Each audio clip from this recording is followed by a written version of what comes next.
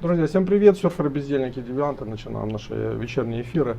И у нас сегодня первый эфир, среда, и раз, во сколько у нас там, в 2 недели, ну, в неделю, когда как получается, приходит Соловьева и рассказывает нам всякие сексуальные темы.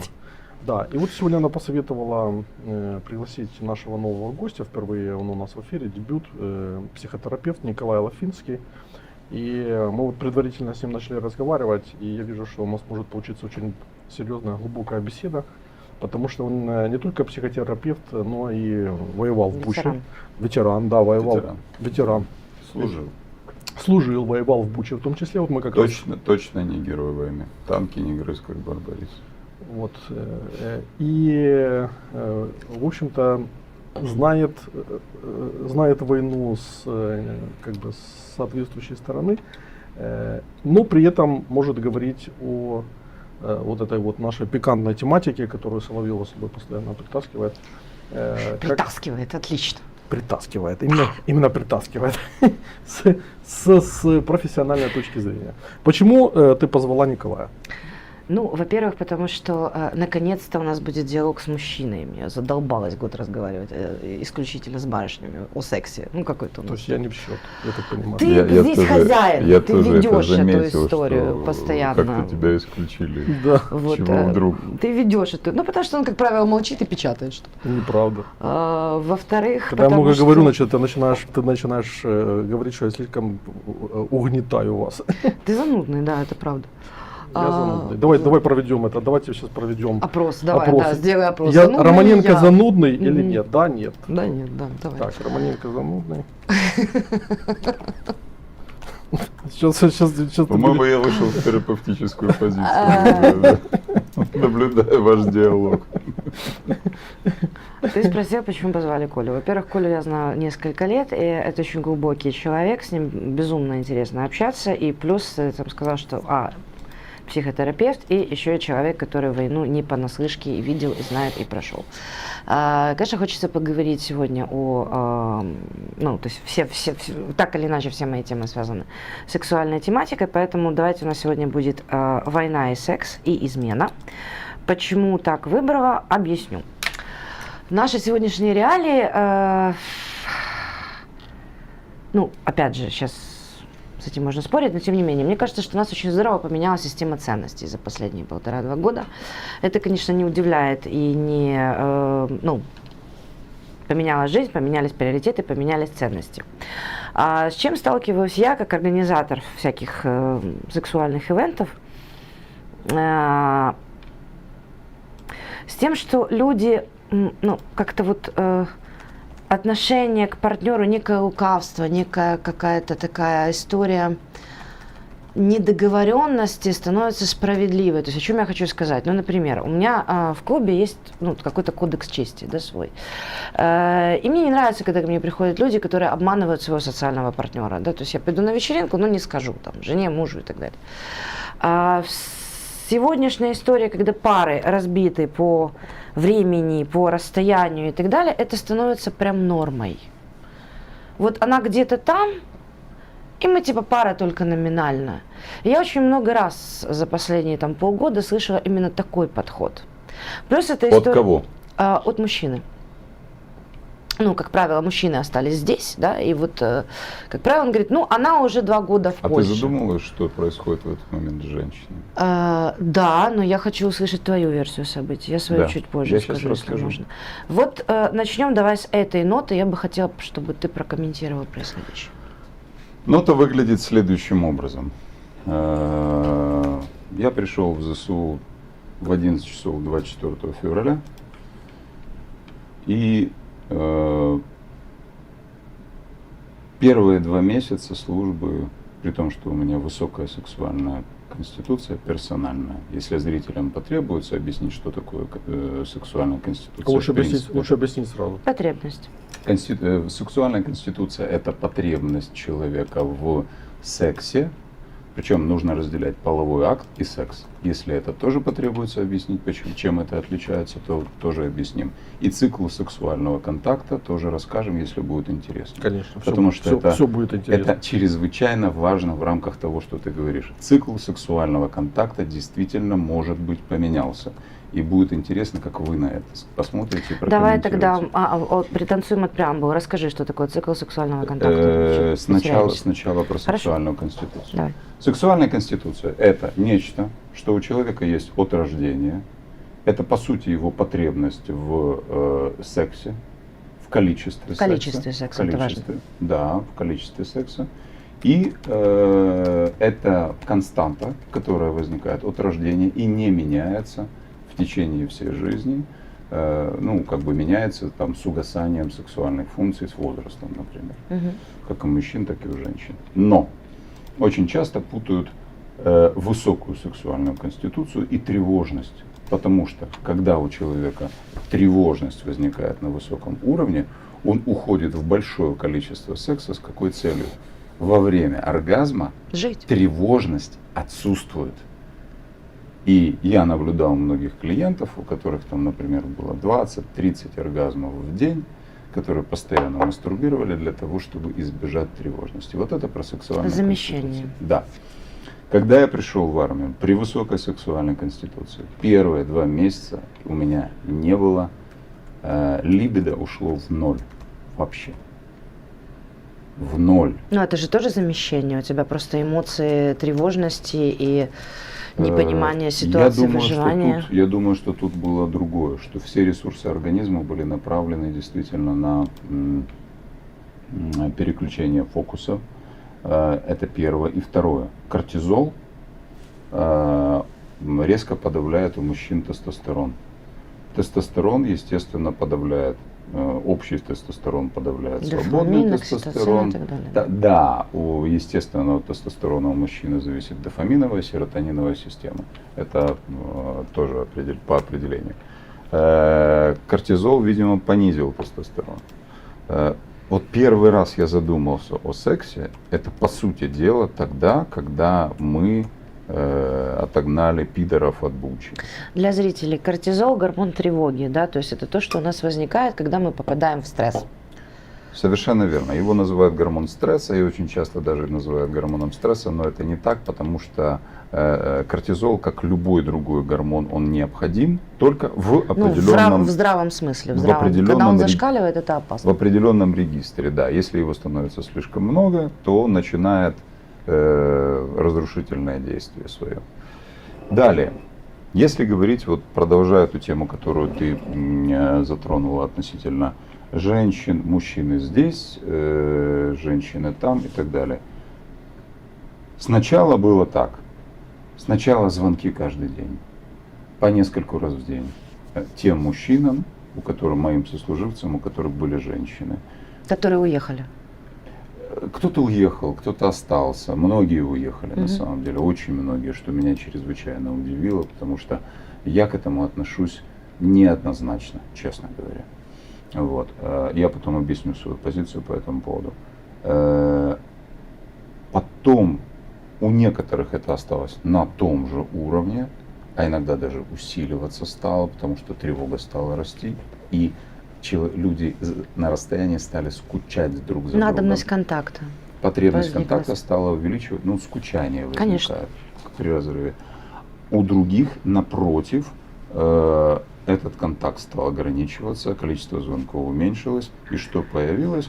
Через 2,5 отношений. месяца я это назвал, вообще изобрел, как-то пришло в голову такой термин семьепад.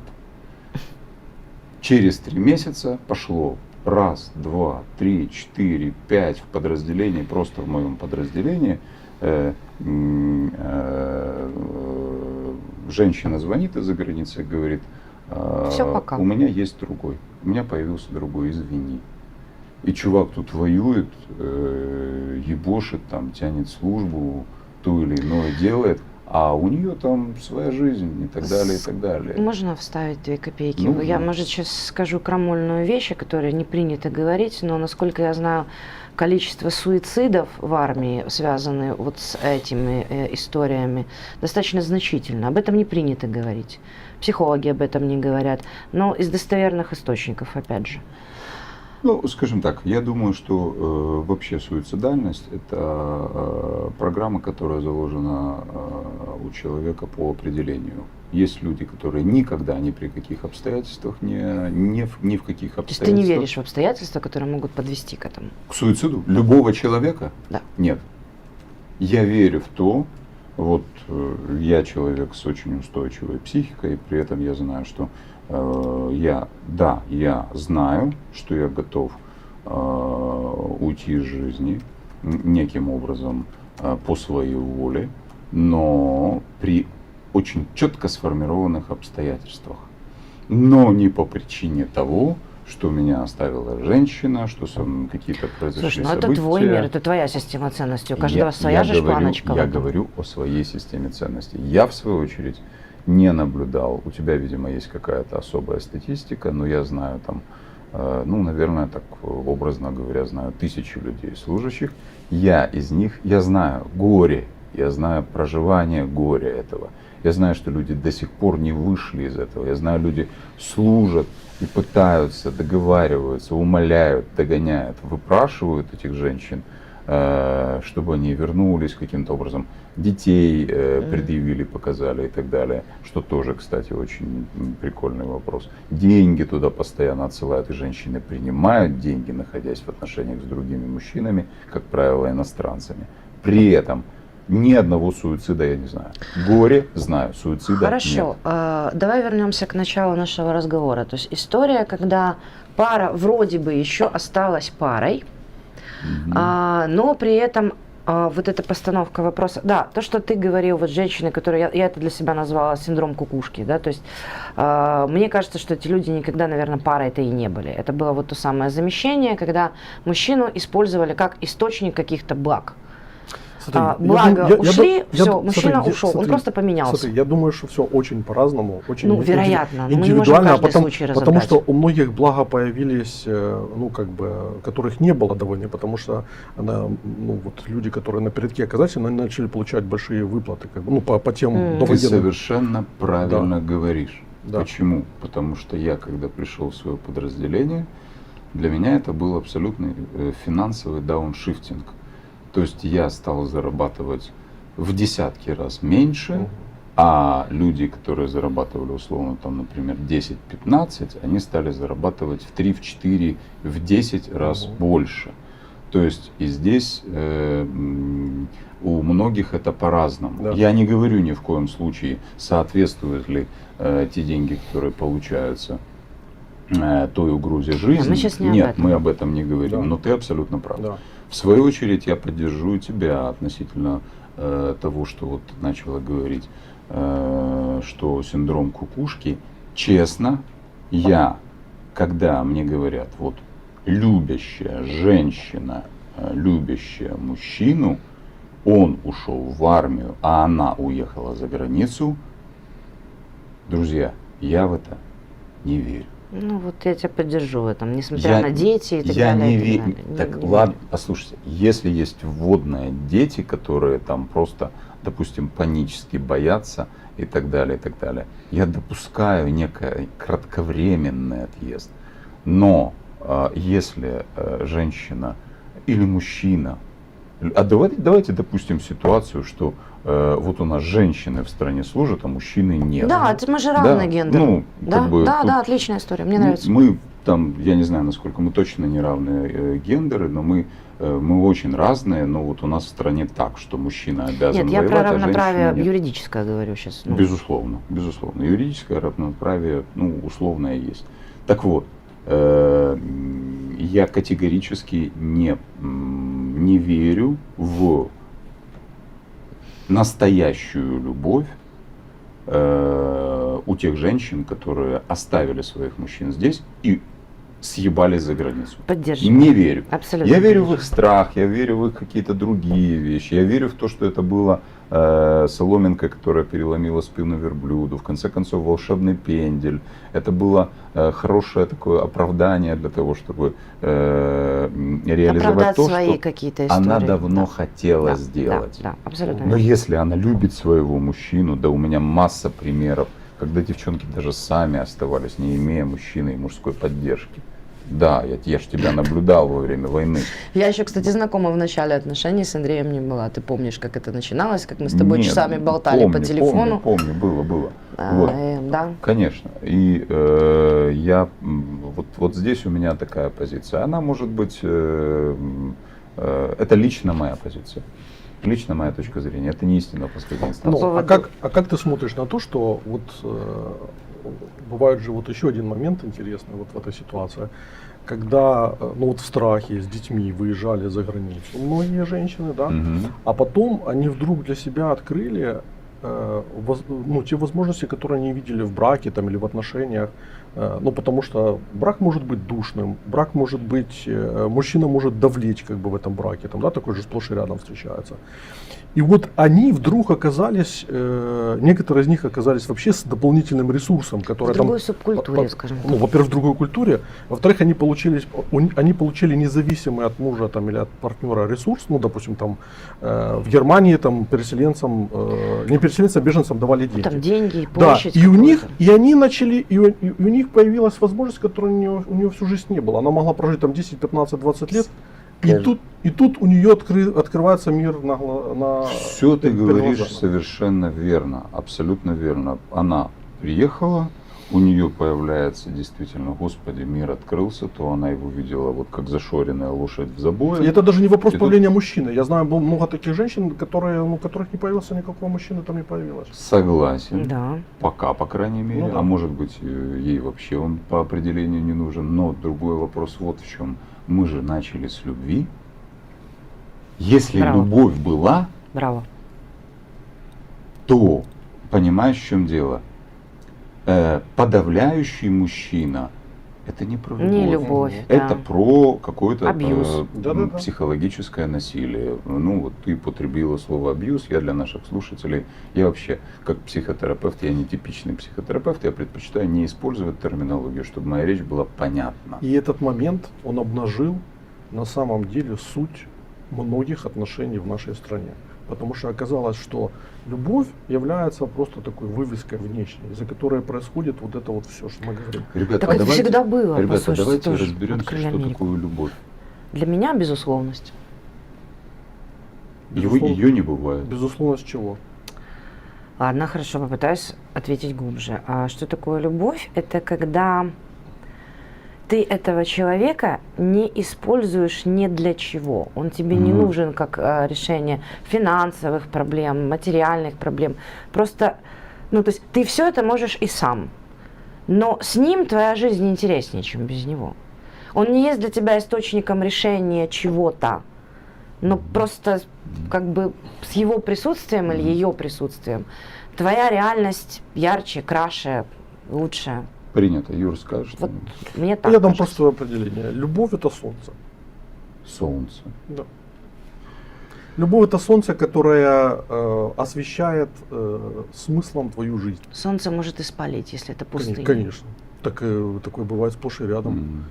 Сильные чувства, сильная любовь, она может тебя сжечь полностью, выжечь. И поэтому к сильной любви нужно быть и готовым в том числе. Нужно уметь чувствами своими владеть. Для меня то, что ты говоришь, любовь, которая сжигает дотла, это не любовь.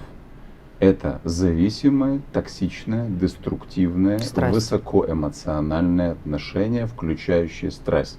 И я отдельно расскажу, почему в таких токсичных отношениях секс бывает особенно ярким. А при выходе из этих токсичных отношений секс становится пресным с другим партнером, который вроде бы Мы это ничем не обсуждали хуже. в эфире про Да. абьюзы, почему Поэтому да, я тяжело разовью выйти мою из метафору. таких. Поэтому любовь, которая вот, ну, любовь в настоящем моем понимании, она имеет характеристики, как, допустим, у планеты Земля. Ты находишься на расстоянии 150 километров, миллионов километров, Мгм. которые создают тебе необходимые для жизни условия. Если ты ближе, ты сгораешь. Если ты дальше, ты замерзаешь. Вот здесь я вступлю. Как это не прозвучит парадоксально, для меня любовь — это дисциплина, самодисциплина. Почему? Потому что для меня любовь равно бережность. Все остальные страстно-эмоционально, зависимо-травматические проявления являются формой патологии, которые не улучшают жизнь двух людей, а делают ее короче, хуже, болезненнее, где-то экстатичнее. Но счастье, вот такого ровного, ведь счастье это не точка, Это а ровно. линия.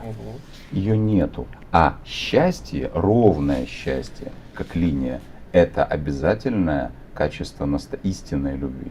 И вот получается, в чем должна быть самодисциплина и дисциплина. Самодисциплина — это внутреннее насилие, дисциплина — внешнее насилие. Так вот, вот эта самодисциплина следующего характера. Я контролирую свои чувства, особенно это касается женщин, потому что, естественно, женщины по определению Более несравнимо эмоциональны. более аффективны. А мужская психика, открою вам секрет, как и у детей, не выносит женский аффект. А мы не в состоянии его выдержать, потому что у нас нет инструментов отреагирования. Потому что в нашем мужском мире у нас есть конфликт, мы прямолинейные, мы либо договорились, либо не договорились, переебали друг друга, там попиздились, и через полчаса можем уже вместе выпивать, например, да?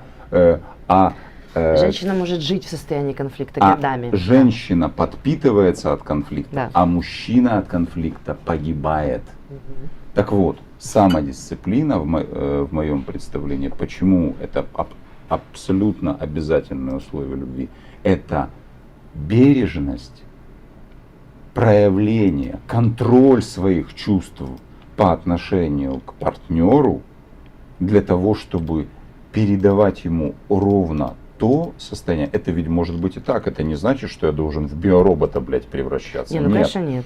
Это значит, я прихожу, меня кто-то раздраконил, я зол, я нахожусь в состоянии ярости, Но например. ты не срываешься на любимом человеке. Я не срываюсь на любимом человеке на осознанности и самодисциплине. Я прихожу домой, и я говорю: любимая, я в ярости. И далее осознанный человек. Слушай, мне 55 сейчас, да, там, условно говоря, 30 лет назад я такого бы и в жизни не знал. Это с опытом приходит. Я говорю: так, инструкция по эксплуатации ко мне, условно говоря. Да, конечно. Браво. Меня либо сейчас Не так, трогать. оставить на 30 минут, чтобы я вот сейчас я спущу пар и приду к тебе. Второе, так, меня надо обнять, заласкать, сказать, что все пидорасы, а я Д'Артаньян. Третье, меня нужно выслушать. Четвертое, мне нужно сделать чай или налить, там, не знаю, если я захочу, вообще сейчас как бы вообще не пью, ну там, или там налить мне там, Виски, 200 вино. грамм коньяку, условно говоря. И вот таким образом я утилизирую Гнев. вот эту ярость, не адресную агрессию, я выношу ее в другое место. Но чтобы не вынести это в любовные отношения, чтобы и вот это и есть любовь, бережность. Бережность и показатель любви — счастье. Класс. Давайте Ну, резюмируем. подожди, добавлю здесь. И это требует постоянной работы Однозначно. Двух человек. двух человек. Это само собой, это даже не обсуждается. Это постоянно требует работы какого плана? Что у тебя всегда должен быть ответ на вопрос, зачем тебе этот человек.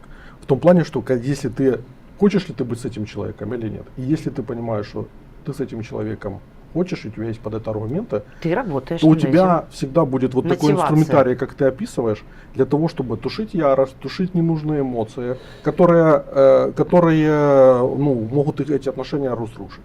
Согласен. При этом очень важную вещь я сейчас скажу, вот прокомментирую, отвечая на твой вопрос, что не использовать. Люди очень боятся слова манипуляция. Люди очень боятся слова использования друг друга. Нет, в этом нет ничего плохого. Подожди. Окей. Не перебивай, пожалуйста. Смотри.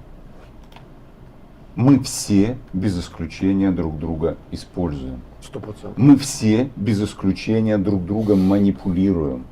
Мой секс персональный в виде мастурбации, да, я владелец своего секса, но он хуже, чем с любимым человеком, несравнимо. И в этом случае я использую своего любимого человека, а он, точнее она, потому что я гетеросексуален, использует меня. И в этом использовании это абсолютная норма. И не надо этого бояться, шугаться и как бы как черт от ладана. И второе, манипуляция это условно, токсичная манипуляция.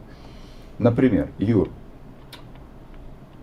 слушай, так у тебя херово парковаться, блин. Вот вообще, до такой степени у тебя херовая парковка, пиздец. Я так заебался, блядь, вот это вот тут искать место, 3 круга нарезал и так далее. И я тебе что? Завиняю, да? Вот. Чтобы ты мне что? Чего-то завинился и захотел мне чего-то сделать. Допустим. Ну, я так примитивизирую, утрирую там и так далее. Я бы ответил, знаешь как? Но ведь ты все время развивался, Так это я время. ж- Ты так же я- прилагал так я усилия, ж ты такого- делал с собой. Я такое говорю только в плане примера, мне в голову такое не пришло. Естественно, я понимаю. Да. И Я вот, просто например, отвечаю на эту манипуляцию своей манипуляцией. И вот это не манипуляция, это нормальный качественный ответ на абьюз. Вот это был с моей стороны имитация абьюза, потому что мне было нормально, блядь, ну в центре, ну хер припаркуешься, пошел себе припарковался, пришел, ну вообще не вопрос. Вот. Или, например, к примеру, как, да, вот, например, манипуляция, пример, экологичная манипуляция. Юра, налей мне, пожалуйста, чая, если тебя не затруднит. Конечно. Это манипуляция, друзья. Вот я не знаю, какая камера она сейчас показывает. Вот я попросил с уважением Юрия, чтобы он налил мне чай. И Подожди, я за это объясни тогда мне благодарен. разницу между просьбой и манипуляцией. Ну, Никакой. по-моему, это просьба просто. Никакой. Это манипуляция тоже. Только это экологичная манипуляция. Это манипуляция осознанного человека, который делает это с уважением и без системы. Как проще всего управлять человеком? Ну, на чувстве вины, на чувстве долга, на чувстве... Чувство вины. Да. Все. Дергаешь за эту Все, ниточку. 90%, вот, к сожалению, я ни в коем случае не жена-ненавистник. Я обожаю женщин, очень люблю и так далее, и так далее. Но женский механизм манипулирования через завинение, он развит до такой степени чрезвычайно. Это просто как будто По одной впитывается. простой причине, это с геномом происходит так, что поколениями. Девочка видит, что делает мама, мама видела, что делает бабушка, и это впитывается с пеленками. Тут прям очень, совсем. тут знаешь, тут прям на следующий подкаст просто почему, блядь, Давай. почему? Хорошо, можно немножечко, мы как, в принципе, у нас всегда у любой эфир это вот такой фрирайд, мы начинаем с какой-то темы и уходим вообще непонятно куда. Но, Давай. смотри, мы не уходим непонятно мы тоже так считаю. вернемся к истории, да, то есть мы пришли к такому не очень прикольному выводу, что в большинстве случаев за словом пара чувство любовь, определение которому мы дали, не стояло. Вот семьепад, синдром кукушки, да, это все развалилось. Но давай вернемся с самое начала эфира. Пара осталась парой, но они на расстоянии. Они вроде как-то коммуницируют. Номинально. Номинально. Ну хорошо, не знаю, де юре, де факто, но они себя считают еще парой. Они себя идентифицируют как пару, да. При этом и у женщины, и у мужчины есть потребности. Психологические, физиологические, да, и не всегда хочется исключительно мастурбировать, мы взрослые люди. 1000 километров между ними. Вот эта история, когда мужчина говорит, я хочу пойти на вечеринку, я не буду об этом говорить женщине, потому что ее это обидит. На вопрос, а женщина там, вот твоя женщина, она может пойти на такую Давай не пати? моя. Ну, его, хорошо, прости, Его. я просто окей. Его женщина, к нему вопрос, может ли пойти на такую вечеринку? Он говорит, нет. Ну, нет, я так не хочу, нет. Он говорит, ты понимаешь, что ты делаешь плохо по отношению к своему любимому человеку? Ну, ты ведешься как мудак. Нет. Пока не явная взаимосвязь. Ну, окей, я говорю себе. Нет, потому что у меня есть потребности, я хочу их закрывать, а то, что я не говорю об этом своей половине, это и есть проявление заботы. Вот чтобы она была вот в таком вот психологическом неведении. Вот прокомментируй, А пожалуйста. теперь вопрос. Да. Ну, теперь тут ты рассказала, а теперь задай вопрос. Вот такое поведение, это оправдание самого себя, просто это реалии к этому подтолкнули? Или сейчас просто удобно оправдывать собственные какие-то вот такие не очень этичные вещи? Понял тебя. Я когда-то, смотрите, давным-давно дал определение измене, адюльтеру. Да. Не предательству, потому что для меня измена и предательство — это разные вещи. Для меня предательство — это некое сексуальное измена. Предательство — это одно, там, предательство родины, предательство, обман на деньги, еще что-нибудь, предательство дружбе и так далее. Это измена. Давайте вот, подходит ли вам такая формулировка? Да? Измена. Измена и адюльтер. Да? Так вот, для меня измена — это то, что происходит без согласования и неизвестно другому партнеру. Да, правда. И это не нет- обязательно сексуальный и нет- контакт. Это не обязательно предполагает фрикции. Вот в чем вопрос. Нет, сексуальный контакт и фрикция — это вообще разные вещи. Ну, окей. Я имею в виду, Фрикции — что... это одно, может быть, может быть секс без фрикции, а фрикции без секса. Понятно Правда, ли это? да. Объяснить слушателям? Мне понятно, всё но- понятно. но нет, пусть объяснит. Уважаемые слушатели, смотрите, есть секс, в который включает в себя, он совершенно может не включать в себя половой акт, то есть, собственно, проникновение. Любой поцелуй, прикосновение, ласки и так далее, даже, собственно, некоторые элементы флирта, это тоже может быть сексом. В широком смысле секс — это вся наша жизнь. Секс начинается и заканчивается в голове. Да. Только в голове. Никак по-другому ни у кого не происходит. Даже у самых примитивных. Итак, в свою очередь, бывает секс без полового акта, а бывает половой акт, когда, например, один из партнеров сексом занимается, ему хорошо, а второму вообще никак и даже плохо, и для него нету секса, но есть половой акт. Да. А бывает, когда половой акт есть для двоих, а секса у них нету. Тоже так бывает. бывает, да. Вот. И поэтому, и вот когда ты сказала, что фрикции, условно говоря, Хорошо, я хотела сказать о том, что, опять же, исключительно о себе говорю, в моей парадигме измена не всегда предполагает обязательно физическую близость А что? с другим человеком. А что? Ну, слушай, я, скажем так, проститутка вмартинованная в сауну изменой не считается, да, это слив спермы. Такое, разные есть обстоятельства. А вот если Такое это... себе определение. Честно. Подожди, дайте закончить. Вот, скажем так, если между нами 1000 километров, да, и человек вот снял, воспользовался услугами проститутки, я приму это норм.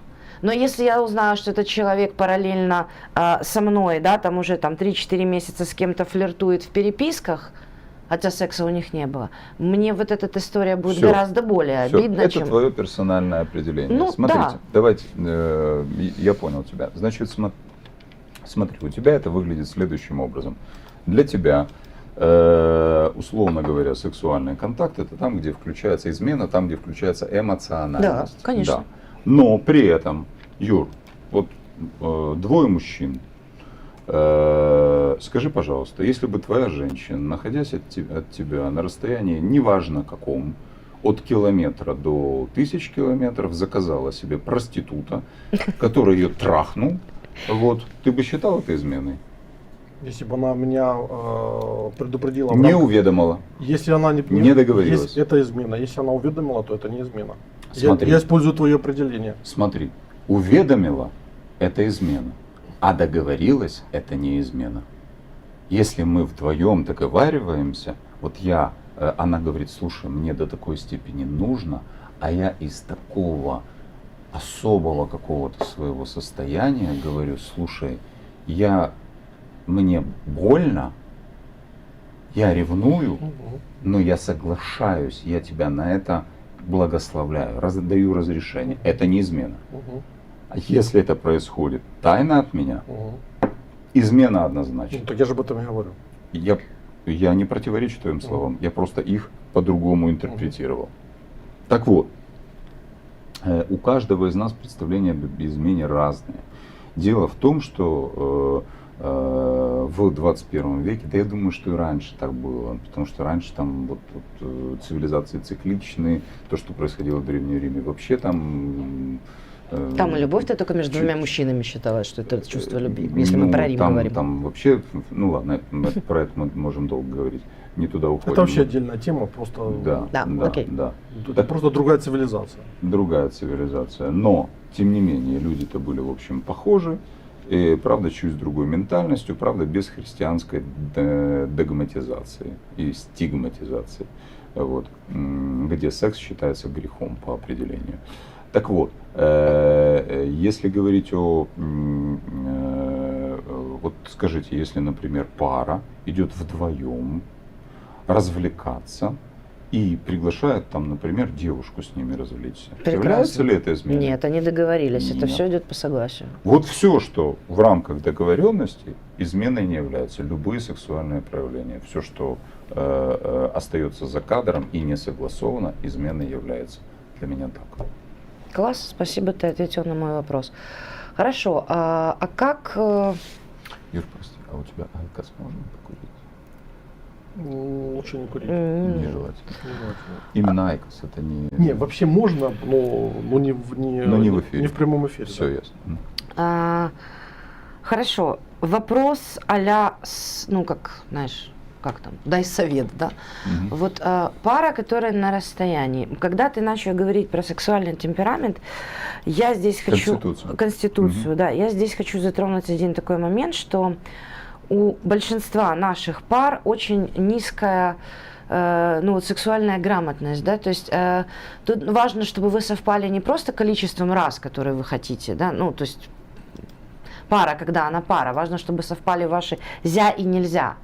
Что для вас извращение, куда вы хотите шагать, что вы хотите делать, что вы не хотите делать. Тут не только количество, но и качественно, да, еще быть. Часто это не совпадает. Люди годами живут под одним потолком, занимаются, ну, мы много определений уже дали, да, там, актом, сексом, все вот это вот у них происходит. Они мастурбируют на одно и то же, но при этом не готовы друг другу признаться словами через рот, проговорить какие-то истории. Так. И вот теперь вот эта пара, которая, собственно, под одним потолком не могла проговорить между собой истории, не то, что там про МЖЖ, да, анальную пробку купить, це вже капець трендець, збочення. Они находятся на расстоянии, и вот им теперь надо договориться про вот эти ситуации, да, как... Можешь дать какие-то рекомендации, как двигаться в этом направлении? Это то, что меня спрашивали вот перед эфиром, прямо в чатике. Слушайте, в моем. если женщина уехала 2,5 года назад, а муж или ее мужчина находится здесь, то простите, пожалуйста, но я в эти отношения, про любовь и страсть уже, отношусь к этому крайне скептически. И вот они за это время ни разу не виделись. То, ребята, Ну хорошо, но если они видятся раз в полгода, ну это дорого, там не по финансам ездить часто как-то. Ему туда вообще никак не выпустить. Ну не у всех есть возможность приезжать каждый месяц. Это же тоже и деньги, и дорога, опасность. Хорошо. То есть о чем договариваться? Ну вот как? Перестать себя идентифицировать как пара, условно где-то в своей башке дать индульгенцию партнеру на какие-то сексуальные действия, заранее понимать, что так будет, и не рассчитывать на то, что, сказка бывает, будет как-то Слушай, иначе. это же настолько индивидуально в каждой паре. Конечно. Вот прям, ты понимаешь, общего совета, то, что первый и единственный совет, который мне приходит в голову, это обсуждать. Это не выводить за пределы такого. Мы об этом не говорим, и мы это вот просто как будто это вообще норма, и ничего кстати, не происходит. Большинство так и делает, они предпочитают замалчивать проблему. Большинство так и делают, потому что получается такая история, что как-то люди налаживают свою сексуальную жизнь тем или иным методом и предпочитают из некой формы бережности, это все равно форма бережности. Она может тебе не подходить, и ты ее можешь Она считать индивидуальна, безусловно. ложной. Ты можешь ее считать обманом, ты можешь ее считать чем угодно. Но я наблюдаю пары. Причем я знаю, что женщина там занимается сексом, мужчина тут занимается сексом. При этом они идентифицируют, хотят жить вместе, продолжать жить вместе, но у них молчаливое согласие. И они таким образом себя берегут. И это на самом деле такая вот особая форма бережности. Присоединяюсь ли я к ней? Нет, мне бы так не подошло. Для меня это форма ханжества, честно. Смотри, я предпочитаю... Ну, я никого не сужу, я говорю о своих эмоциях. Для Судишь. меня это Раз ханжество. ты назвала это ханжеством, значит ты даешь оценку. Я отношусь к этому безоценочно, я говорю следующее. Мне это не подходит. А у людей, у них гомеостаз, у них все хорошо. Они созваниваются 3 раза в день. У них все в порядке. И раз в полгода, как ты говоришь, встречаются. У них великолепный секс. Понимаешь? Ну, БДРненько, все прекрасно, все довольны. Как раз там 3 детей получается, как бы, ну, действительно, там дети маленькие, дети, ей очень страшно и так далее, и так далее. Муж не воюет, он находится, ну, как бы, неважно, не воюет. Вот. Ну вот так происходит. Это не мои клиенты, поэтому я могу вот, достаточно свободно об этом говорить. И при этом, как бы вот для них это форма бережности. Не говорить, не вскрывать, да и у них и нарыва-то получается нету. Ну, в общем, да. Да, потому что вот для тебя это было бы неприемлемо, для меня неприемлемо. Юр, для тебя как? Что? Что именно? Ну, если бы вот так вот по молчаливому согласию раз и... Зачем мне это, если у меня с женой прекрасные доверительные отношения? И мне не нужно ничего умалчивать для того, чтобы как бы там себе домысливать там какую-то себе комфортную ситуацию. Нет, относишься как к другим людям, у которых так. Да если им хорошо таким образом, ради бога. Кто я такой, чтобы обсуждать людей в их счастье там, или в их комфортном положении? Вот как бы к этому у меня лично такое, мне лично не подходит. Нет, однозначно. А в свою очередь, если это происходит у людей, да на здоровье. Конечно. Пожалуйста. Конечно. Не, если все при этом счастливы, прекрасно. Просто так бывает редко. Если бы мы все жили по одним правилам, то это был бы невероятно унылый и скучный мир. Кстати, по поводу унылого мира, что там по вопросу Романенко у нас зануда Я или победил нет? со счетом... Победил сам себя? Победил тебя. То есть ты не зануда? Я не зануда. Я занудный 47%, я не занудный 53%. Класс. Почти как Трамп и Харрис написали. 6%. Поэтому Всё, 6% я разница. проиграла. В США я бы победил. Хорошо. Да. Есть у нас вопросы интересные по эфиру? Так. То, может, 50 минут говорим, пора позаканчивать? Мы отлично говорим. Не, мы прекрасно говорим, но может есть вопросы, а ми проігнорували. Як казав академік Атенчук, щастя – то перехід від негативних емоцій до позитивних, нещастя навпаки. И так, это по поводу линии, о которой мы там раньше говорили. И так це линия синусоида, ніяк не горизонтальна, не змінна. Вот такая была... Ну, это у кого как. Это все зависит от темперамента. Вот мое естественное состояние – это состояние спокойной радости. Вот спокойной, легкой такой радости. Это вот мое естественное состояние. Для меня это счастье. А не надо путать счастье и экстаз. Это разные вещи. Экстатическое состояние, да. Можем зрителям нашим рассказать про цикл сексуального контакта, например, к примеру. Ну вот если как бы кому-то интересно это. Есть ли у нас на это время? Давай. Да. Чего нет? Первое, с чего начинается, по сути дела, секс, это интерес. Интерес к чему-то, к тому, что я заинтересовался и почувствовал это. Тело дало сигнал, где-то это в мозгу появилось, из подсознания пришло, но где-то это появилось в сознании. Интерес к тому, что вот мне что-то заинтересовало из сексуальной какой-то части. Далее возникает желание. Желание И я уже начинаю думать, как реализовать этот интерес. Далее, после желания, возникает влечение. Влечение тогда, когда выбран уже, собственно, объект моего желания. Влечение. И после влечения, если это желание, влечение и так далее конгруентно, симметрично и ответно, возникает в этом случае контакт, сближение. Потому что до этого я находился в одиночестве, в проживании своих каких-то там чувств, эмоций и так далее. Далее возникает возбуждение.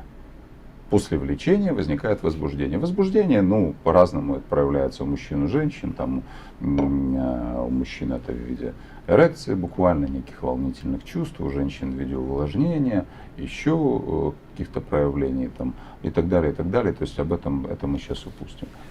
Далее возникает, собственно, ну, на языке психотерапии это называется плато. Плато это, собственно, вот, ну, кто-то называет плата, я предпочитаю плато. Так вот, плато это тот момент, когда вот, собственно, секс длится. Вот происходит этот процесс. Это и прелюдия, и проникновение, и какие-то еще вопросы. Дальше возникает разрядка или оргазм. Далее возникает... Сталкивались когда-то. Бывало такое. Мгм. Хорошо, значит, знаете, не понаслышке. Далее возникает... Практикуем. Далее возникает так называемый рефракторный период. Это посторгазменное состояние, в котором человек находится в измененном состоянии сознания. Он не способен практически к реалистичной оценке Можно? мира. Экстаз, это, по-моему, перед оргазменная история или это... Экстаз может быть находиться Это всё в плата. экстатическом состоянии. Человек может находиться даже до, собственно, сексуального контакта. Ага, хорошо. Понимаешь? Далее, собственно, возникает рефракторный период, в котором человек находится в измененном состоянии.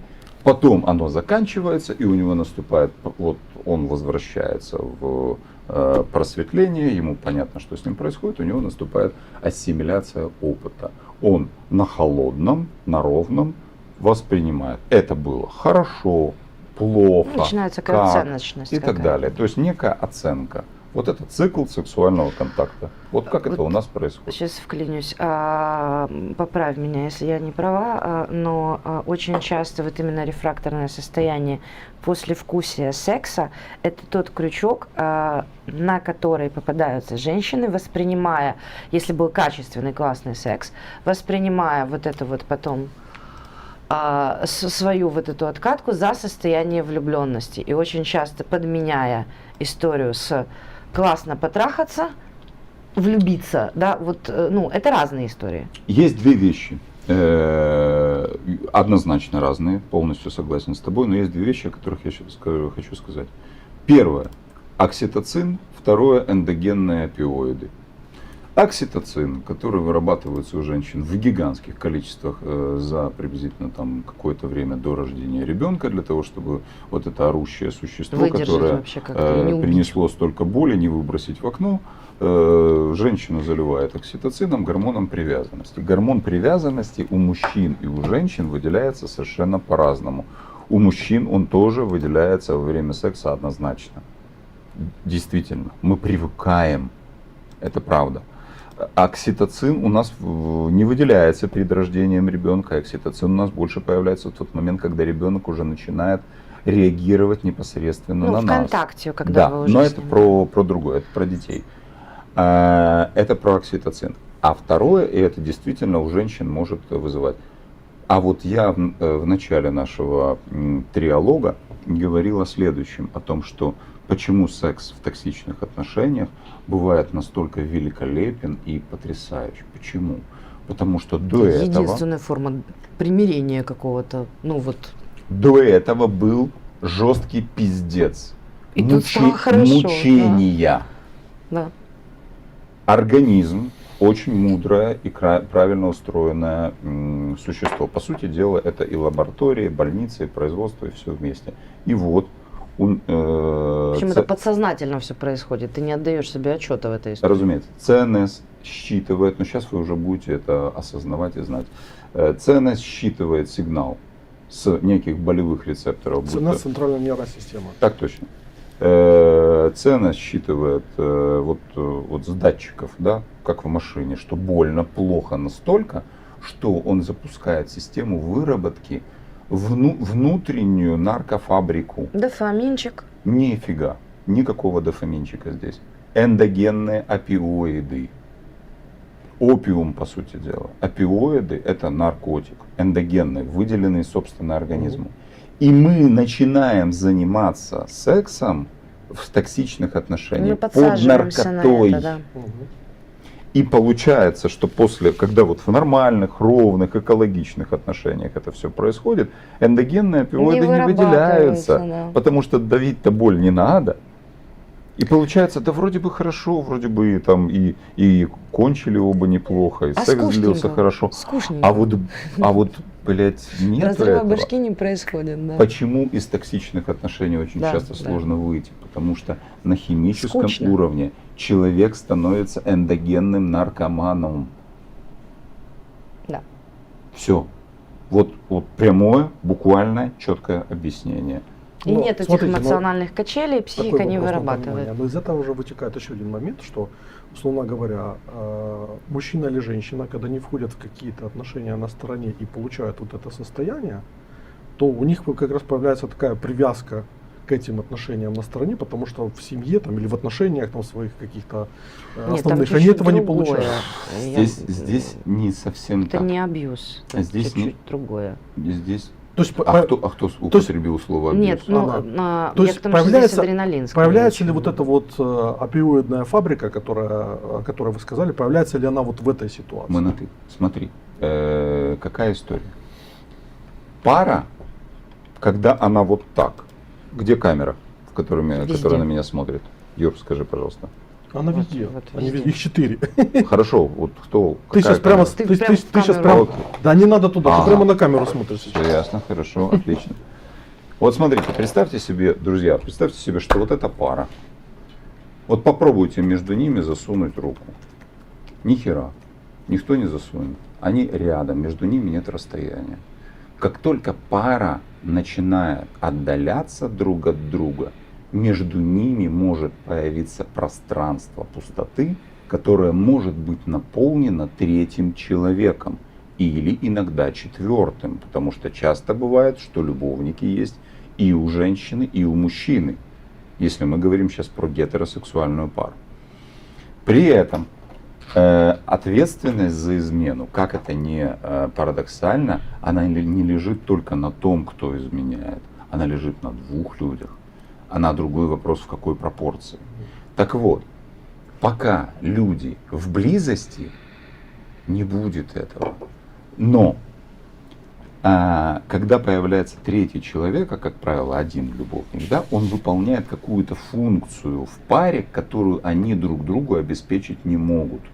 И вот там добивается это, дополняется. Например, встречаются два человека, им хорошо, им прям хорошо-хорошо, но по сексуальной конституции они не совпадают. Ей нужно раз в 2 недели, а ему нужно раз в день. Куда девать дельту? Ему дрочить до состояния стертых пальцев? Ну, блядь, херня. Не надрочишься столько. Или, как говорил профессор у нас там на кафедре урологии, что простатит — это болезнь верных мужей. Ну да.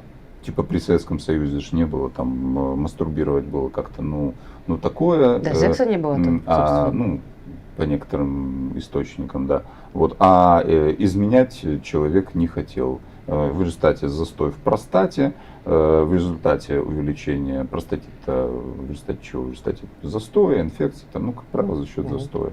Нет эякуляции, нет опорожнения ее своевременного, увеличения, малигнизация, и там либо простатит, либо там уже аденома и так далее, все происходит. Так вот, человек третий, любовник, он выполняет обязательно ту функцию, которую люди вдвоем реализовать не могут. Он функционал этой системы. Вопрос у Юры был, вырабатывается ли при этом вот эта наркотическая история? Опиоиды Я вырабатываются или нет? я думаю, что вырабатывается следующее, там перекрывается потребность. Например, помимо ведь всего прочего, помимо сексуальной удовлетворенности, которая, вот, например, тот человек, у которого более высокая сексуальная конституция, а самое интересное, что знаете, кто контролирует секс в семье? Человек с низкой сексуальной конституцией. Ну в принципе, да, дам, не дам. Он это не он с решает. высокой. Он Да. задает темп. Он задает темп. Это как в эскадре. Эскадра всегда ориентируется по ходу самого медленного медленного. корабля. Да, корабля. какого-то там баржи какой-то, который идет, потому что ее же не бросишь в результате. Ну да. Ну и да, получается, если там, допустим, у мужа выше, он приходит, а у нее там голова болит месячная, бесконечно, там то молочница, то еще какая-то фигня, там какие-то психосоматические и другие всякие бытовые вещи. Так вот, вырабатываются ли эндогенные опиоиды, да, в том случае, если возникает опять-таки опасность и нечто связанное с болевой симптоматикой. Например, если встреча является опасной. Вот, например, Типа застукают, как-то вот спалимся. женщина идет на измену или мужчина идет на измену, ему очень страшно от этой измены. Но это же и возбуждает, собственно. Это же и Это не про вас вопрос, просто такой задали, что меня порвал. Давай, Так давай. Закончи мысль, я Да. тебе скажу. И вот в этом случае, да, действительно, там могут появляться какие-то, но скорее всего Адреналин, там адреналин, скорее. норадреналин. Почему? Да. В чем разница адреналин, норадреналин? Там все просто, друзья. Вот норадреналин это приблизительно так, что вы сами хотите прыгнуть там с канатом с моста, привязанным к ногами, вы идете по собственной воле. А адреналин Это это вас тогда, толкнуло. когда вас волокут туда и собираются сбросить. Вот это разница между адреналином и норадреналином. Вот там появляется куча гормонального коктейля, стрессового, на котором, естественно, тоже появляется, там могут добавляться эндогенные опиоиды за счет опасности вот этого происходящего, остроты. Вот, Всё. вот насчет остроты. Данил Машак, наш зритель, спонсор и постоянный, так сказать, слушатель.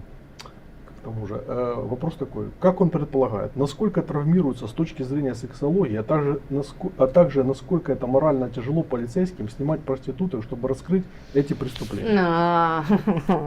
Ну вот недавно, даже не проституток, а вот OnlyFans, или как их называют, вебкамщиц недавно во Львове, там, не знаю, где-то раскрыли очередную Может женщину. ли квадробер быть Ей, хобби-хорсером? подожди, ей даже 5 лет как бы там на нее повесили. Да. В смысле, ей 5 лет от роду? Нет, 5 лет уголовного срока. За чего-то что? дали. За то, что она продавала это, за то, что она продавала через Телеграм свои ньюсы. Контент? New контент, да. За что? Ну за это. Ну я этого не понимаю. И я этого не понимаю. Этого никто, это ни один нормальный человек понять не может. Послушай, у меня 27-го суд опять, но, 302-я. Но, вот, ну, на самом деле, вот как бы за этим глубоким вопросом с точки зрения вот социальных отношений, Да. вот, стоит вот как бы и вопрос с точки зрения сексологии. Эти же полицейские, Да. выполняя свой долг перед Родиной из киберотдела, вот, они бы за бюджетные деньги тратили, Любят Родину. они потратили 350 тысяч гривен, там, насколько я помню с этого, для того, чтобы вот раскрыть эту гидру, которая расслевала таким образом. Я могу сказать следующее. молодежь. Моя персональная позиция не как психотерапевта, а как гражданина Украины, что нехуй, видимо, полицейским больше делать, как, сука, охотиться за девчонкой, которая имеет вправе распоряжаться, Своими которая нюшками, как она хочет. вступает в товарно-денежные отношения. Другое дело, что если бы к ней пришла налоговая и сказала, ты получаешь деньги, заплати налог. Это я бы Вот. понял. Вот. Базара ноль. Но если к ней приходит мент и говорит, блядь, я тебя за это посажу в тюрьму, я тут категорически против.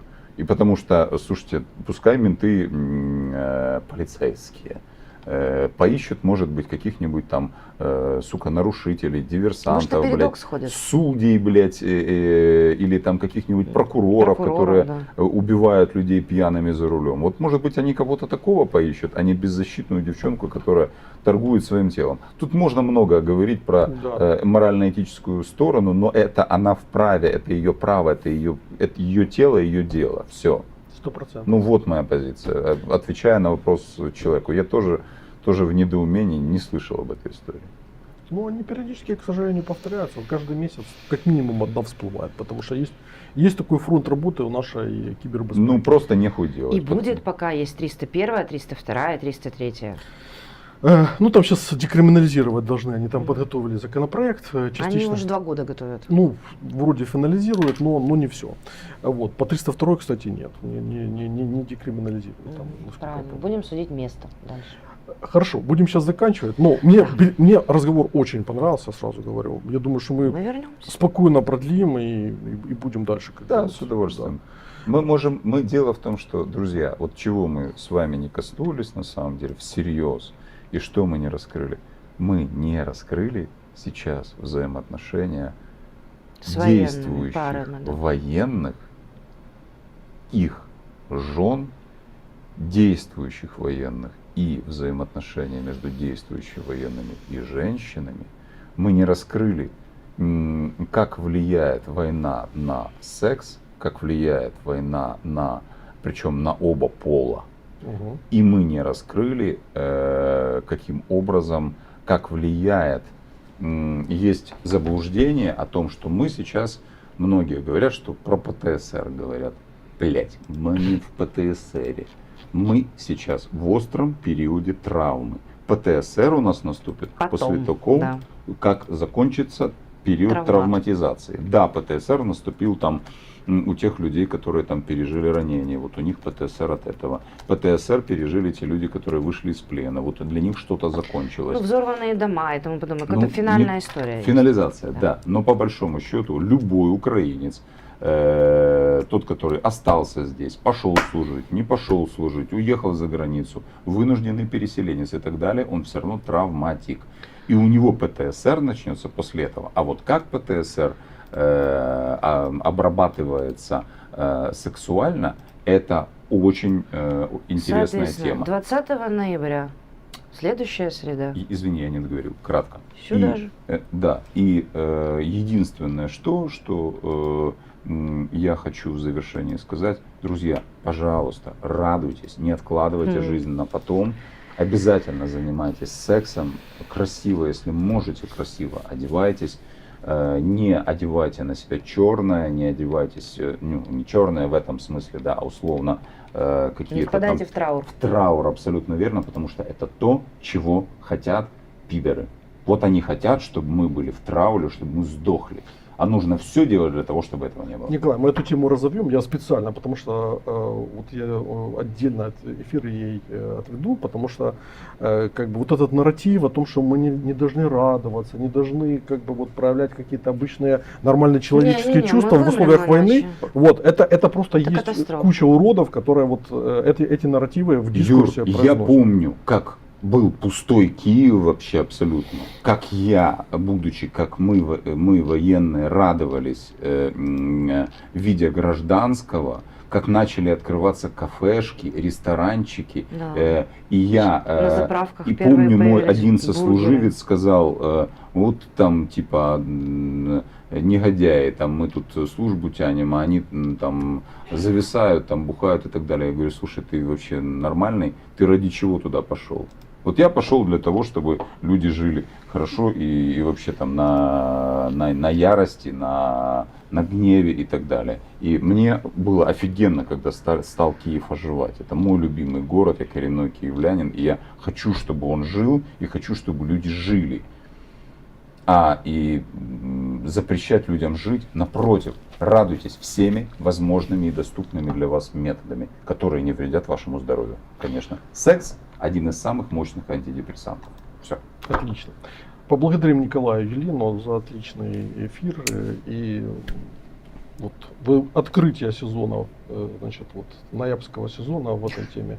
Поэтому я думаю, что мы с огромным удовольствием вас еще раз и не один раз увидим. И мы этот эфир заканчиваем. И следующий эфир у нас сейчас будет с Тамерланом Вагабовым. Ну, вы его уже видели не раз, я думаю, вам понравится, будет очень интересно. Николаю огромный респект за Бучу, за то, что вы сражались, за то, что вы сделали для страны на фронте. Служил, да. И Елене спасибо за то, что открываете нам новые грани и новых людей. Оревуар. Всё, до следующей Юра, среды. в свою очередь, благодарю вас тебя за приглашение и за то, что ты делаешь для Для людей. социума. Благодарю. Вона працює, як казали раніше. В 2009 году. Тебе косы не хватает. Да, косы не хватает. Оревуар, пока. Пока-пока, ребят.